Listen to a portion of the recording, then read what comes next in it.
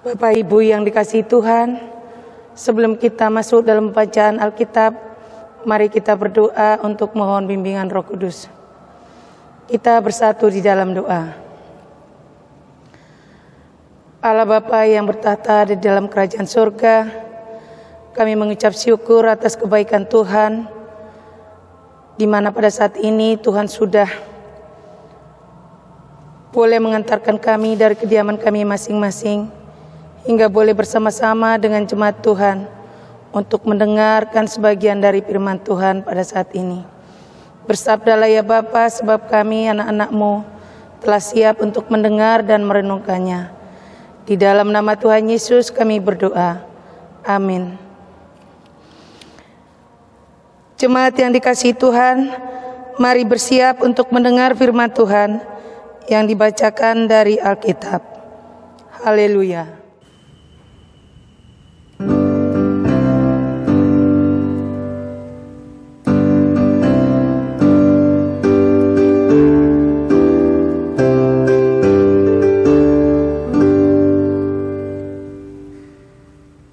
Pembacaan Alkitab dalam ibadah ini terambil dari Injil Matius pasal yang ke-8 ayat 1 hingga ayatnya yang ke-4 yang menyatakan Yesus menyembuhkan seorang yang sakit kusta. Setelah Yesus turun dari bukit, orang banyak berbondong-bondong mengikuti dia.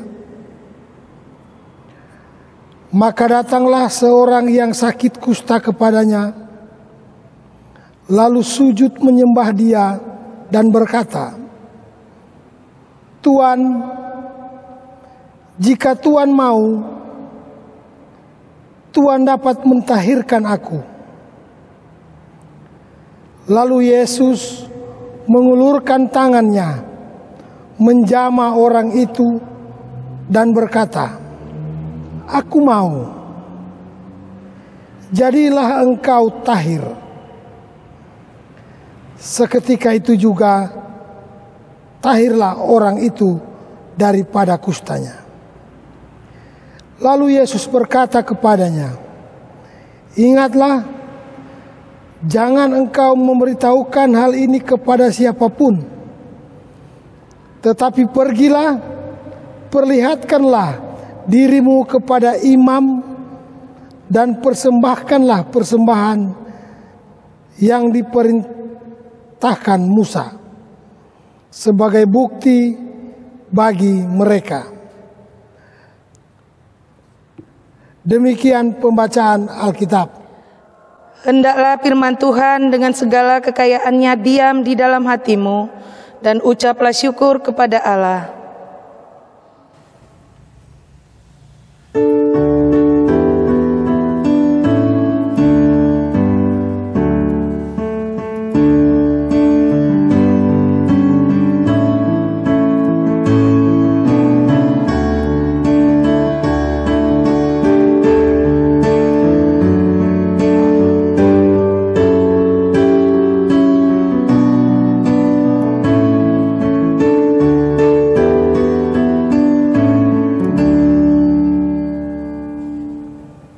Shalom Bapak, Ibu, dan saudara-saudara yang dikasihi oleh Tuhan kita Yesus Kristus. Tema bacaan kita pada hari ini adalah bukan kehendakku tetapi kehendak Tuhan. Jemaat yang dikasihi Tuhan, pada akhir tahun 2019 yang lalu, kita pasti sudah merencanakan segala sesuatu yang kita inginkan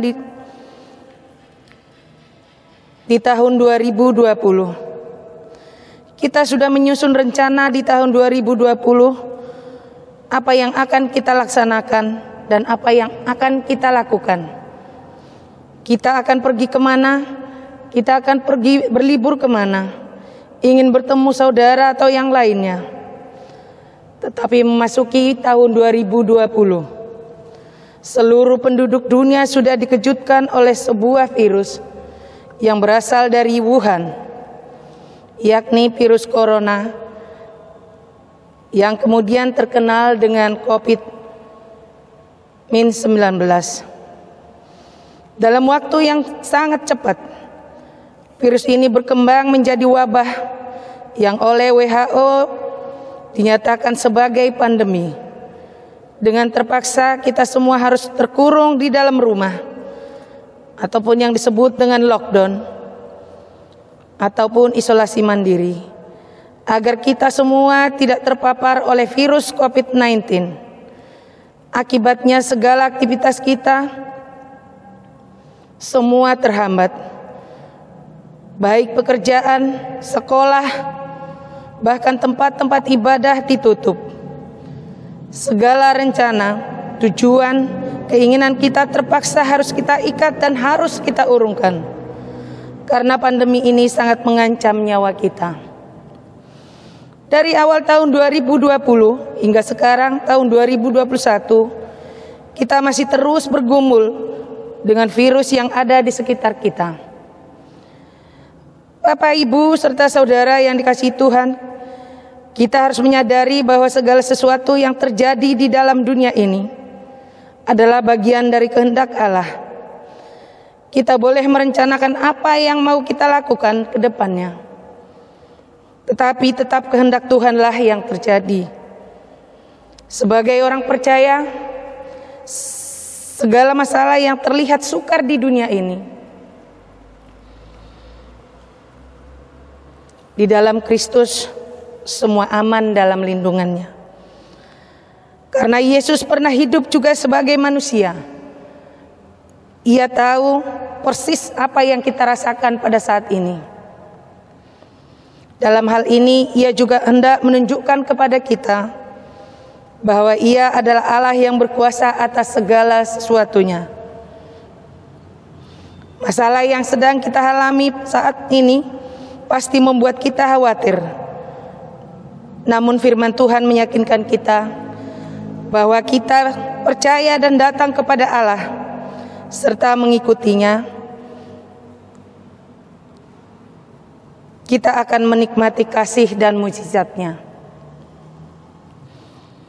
Sama seperti pembacaan kita dalam minggu ini,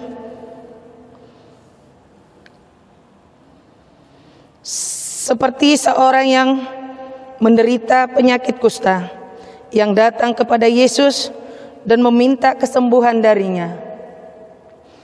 Orang kusta tentunya datang dengan segala harapan-harapannya, tetapi orang kusta itu membiarkan Tuhan yang berkehendak, lalu ia pun disembuhkan. Begitu pula dengan hidup kita. Ketika kita membawa segala kekhawatiran, ketakutan, bahkan seluruh keluarga kita pada saat masa pandemi seperti ini, kita percaya kepada Tuhan, maka Tuhan pun akan menyembuhkan kita. Bapak Ibu yang dikasihi Tuhan, Kitab Matius mencatat begitu banyak amanat tentang kebaikan dan kabar baik. Tentunya kita meyakini bahwa Yesus adalah Raja, Penyelamat dan yang dijanjikan oleh Tuhan. Peristiwa Yesus menyembuhkan seorang yang sakit kusta merupakan suatu mukjizat yang dicatat dalam bagian Perjanjian Baru dalam Alkitab. Peristiwa ini dicatat dalam Matius pasalnya yang ke-8, Markus pasalnya yang pertama, dan Lukas pasalnya yang ke-5. Jadi dalam hal ini bukan kali pertama Yesus menyembuhkan seorang yang sakit kusta. Dalam Injil Matius, sebelum Tuhan Yesus menyembuhkan orang yang sakit kusta pada saat itu, Yesus baru saja selesai berkhotbah di atas bukit. Bisa kita membaca dalam Matius pasalnya yang ke-5 hingga yang ke-7. Orang-orang takjub akan pengajaran-pengajarannya dan mengikutinya. Pasal ini melanjutkan dan menyimpulkan khotbah Kristus di bukit yang berisi ajakan untuk mempraktekkan agar segala perilaku kita benar adanya, baik terhadap Allah maupun terhadap sesama kita manusia. Baru saja ia berkhotbah dan mengajarkan kebaikan. Kebaikan itu langsung tercermin melalui perbuatannya ketika ia menyembuhkan orang yang sakit kusta. Tak berhenti sampai di situ. Di ayat selanjutnya pun, ketika Yesus masuk ke Kapernaum, ia tetap melakukan mukjizatnya dengan menyembuhkan orang sakit. Bapak, Ibu, serta saudara yang dikasihi Tuhan, perenungan firman Tuhan pada minggu ini membahas tentang seorang penderita kusta yang datang kepada Yesus. Penyakit kusta bagi orang Yahudi dianggap merupakan pertanda khusus dari ketidak berkenannya Tuhan ataupun ketidakberkenaannya Allah, dan dianggap sangat najis. Penderita penyakit kusta akan menjadi sangat menderita, baik secara fisik maupun secara psikis, karena mereka akan selalu dikucilkan dan selalu diasingkan. Bahkan bisa dibuang dari tengah-tengah masyarakat, karena pada saat itu belum ada ditemukan obat yang tepat untuk mengobati penyakit kusta. Dan obat yang paling dipercaya adalah hanya karena percaya kepada Allah saja yang mampu menyembuhkan dengan cara yang ajaib. Bapak Ibu yang dikasihi Tuhan, dalam Matius 8 setelah Yesus turun dari bukit, banyak orang yang mengikuti dia. Tanpa ragu-ragu, orang yang menderita penyakit kusta ini datang kepada Tuhan dengan segala kerendahannya, dan ia berkata, "Jika Tuhan mau, Tuhan dapat mentahirkan aku."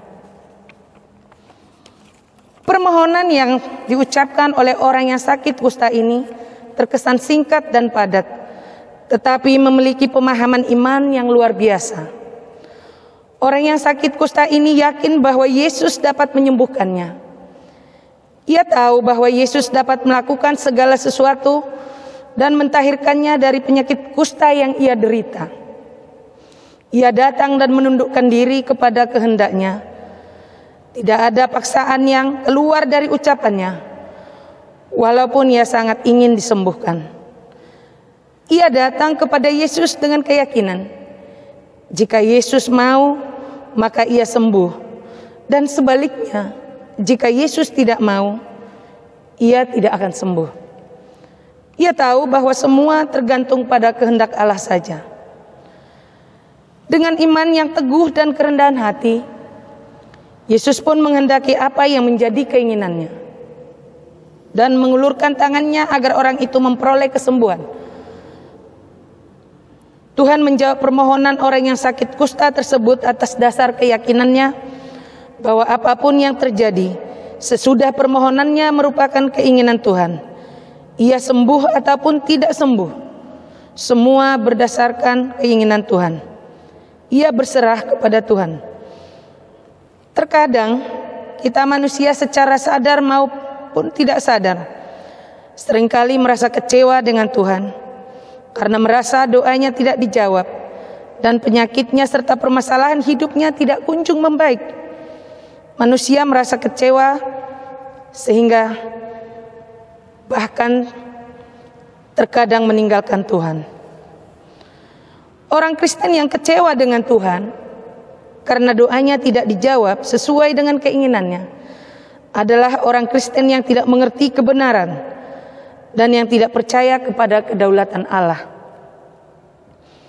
Dalam perenungan firman Tuhan minggu ini, kita mengetahui bahwa Tuhan Yesus menjawab permohonan orang yang sakit kusta tersebut oleh sebab orang tersebut percaya pada kedaulatannya. Bapak, Ibu, serta saudara-saudara, kehendak Tuhan itu baik adanya. Sebagai contoh lain dalam Alkitab, kita sama-sama mengetahui bahwa Abram mendapat nama baru yaitu Abraham. Nama baru ini memuat misi hidupnya yang baru, yaitu menjadi bapa banyak bangsa. Demikian pula Sarai yang berganti nama menjadi Sarah, ibu bangsa-bangsa. Allah memberkati mereka dan memberikan mereka seorang anak laki-laki yang bernama Ishak. Dari Ishak ini lahirlah semua keturunan bangsa Israel. Kelahiran Ishak menjadi bukti tidak ada yang mustahil bagi Tuhan.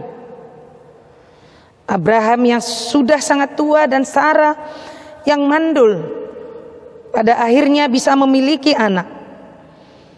Kehendak Tuhan bisa terjadi kapan saja dan di mana saja sepanjang masa. Mukjizat Tuhan menjadi bukti bahwa Allah ikut campur tangan dalam kehidupan kita semua. Tidak ada yang mustahil baginya, termasuk kesembuhan yang terjadi pada orang yang menderita sakit kusta. Dalam bacaan kita minggu ini, orang kusta yang tadinya disingkirkan di masyarakat karena dianggap berdosa dan dikutuk, kini diterima kembali ke dalam masyarakat. Sebelumnya, pelayanan Yesus sudah sering membuat gempar banyak orang. Apalagi setelah Yesus menyembuhkan penderita kusta ini dan menjadikannya terkenal. Karena itu, Yesus melarang orang yang disembuhkan dari penyakit kusta ini untuk tidak menyiarkan berita kesembuhannya. Boleh kita baca dalam ayatnya yang keempat. Larangan Tuhan Yesus tersebut karena Tuhan tidak ingin orang-orang berpikiran salah tentang Yesus dan mencarinya hanya karena mukjizat, bukan karena beriman kepadanya. Karena Tuhan datang bukan untuk menyembuhkan penyakit jasmani, melainkan penyakit rohani. Sehingga yang Tuhan inginkan bukanlah kesaksian kesembuhan jasmani, melainkan kesaksian kesembuhan rohani, ataupun yang sering kita dengar disebut dengan lahir baru. Kesaksian kesembuhan jasmani hanya akan mendorong orang-orang datang kepada Yesus untuk memenuhi tuntutan jasmani lahiriah, bukan untuk hal rohani dan mengesampingkan iman percaya mereka. Padahal syarat yang terpenting ketika kita datang kepada Tuhan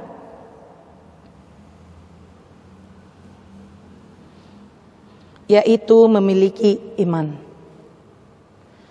Tanpa iman, tidak mungkin orang berkenan di hadapan Allah. Seperti sikap orang penderita kusta tersebut yang dicerminkan melalui pembacaan kita dalam minggu ini. Kita pun harus menjadi orang Kristen yang beriman dan percayakan semua ke dalam kehendak Allah. Bapak, Ibu, serta saudara-saudara yang dikasihi Tuhan, melalui perenungan firman Tuhan pada minggu ini, saya mencatat beberapa poin penting yang bisa kita renungkan bersama. Yang pertama, ketika kita berdoa, kita pasti mempunyai banyak permohonan. Kita tahu bahwa tidak ada yang mustahil bagi Tuhan. Tetapi kita sering lupa bahwa kehendak-Nya lah yang jadi, bukan kehendak kita. Marilah kita mempunyai iman dan pemahaman yang benar ketika kita memohon kepada-Nya, yakni dengan keyakinan, percaya bahwa Tuhan yang akan berkehendak dan di setiap rencananya baik adanya. Karena sebanyak apapun rancangan di hati manusia, tetap keputusan Tuhanlah yang akan terlaksana.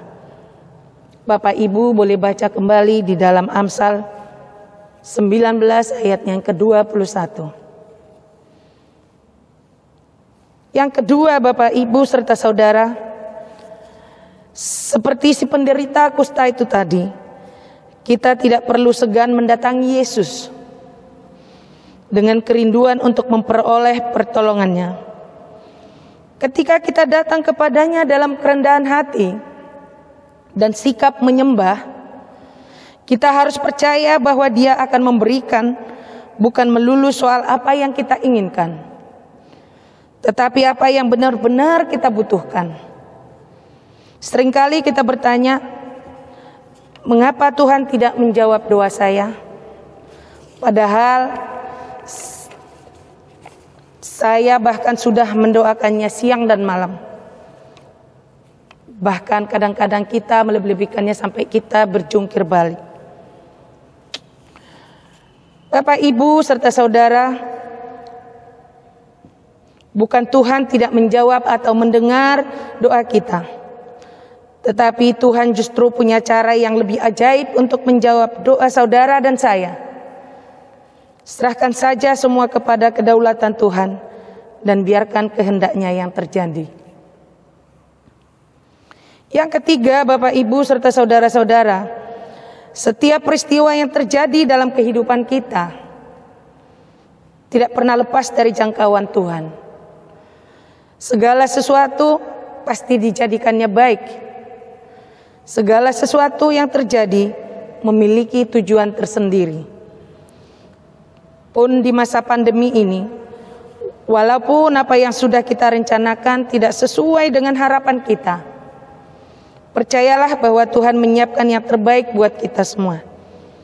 Tuhan mempunyai tujuan atas kehidupan kita sekarang ini. Jangan selalu terfokus dengan apa yang belum kita miliki, ataupun dengan apa yang belum kita dapatkan. Dan juga jangan terfokus dengan apa yang gagal kita lakukan karena adanya pandemi saat ini. Tetapi mari kita fokus ke hal-hal yang sudah ada pada kita. Di balik peristiwa pandemi saat ini, mungkin saja Tuhan ingin kita lebih belajar bersyukur dan menghargai apa yang kita punya, seperti keluarga, kesehatan, dan juga keamanan. Inilah yang bisa saya bagikan untuk kita semua. Semoga perenungan firman Tuhan pada hari ini boleh semakin menguatkan kita di dalam menghadapi kehidupan kita hari lepas hari. Tuhan Yesus memberkati.